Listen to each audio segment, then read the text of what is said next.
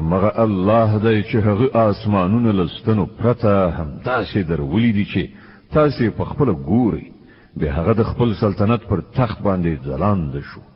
او هغه لمر او سپوږمۍ دی او قانون تابع ګرځولي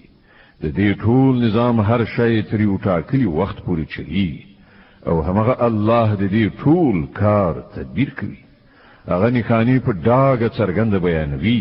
خای چې تاسو له خپل رب سره په یو ځای کېدو باور وکړئ او هغه د چې داز مکه غوړولې ده په دې کې د غرونو میخونه ټک وهلي دي او سیندونه یې بهولي دي هغه د هر راز میوه جوړې پیدا کړې دي او هغه په ورځ باندې شپه خوروي په دې ټول شیانو کې د هغو خلکو لپاره سترې نښانې دي چې له غور او فکر کولو څخه کار اخلي او ګورئ په ځمکه کې بیلابیلې سیمې دي چې یو له بل سره نښتي دي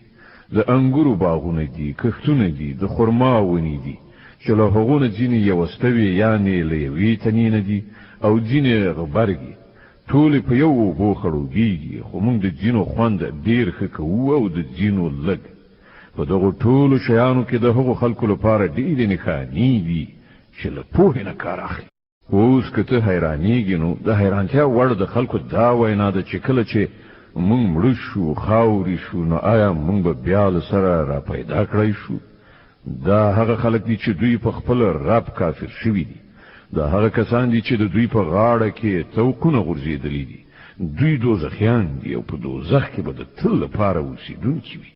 دوی له نیکۍ نه مخکې د بدۍ لپاره تلوار کوي په داسې حال کې چې له دوی نه مخکې چې کومو کسانو دغسې کړنلاره نیولې ده پر هغو باندې د خدای د عذاب د عبرت وړ مثالونه تیر شوي دي حقیقت دا دی چې ستا رب د خلکو له تیریو سره سره هغو ته بښنه کوي او دا هم حقیقت دی چې ستا رب سخت سزا ورکوونکی دی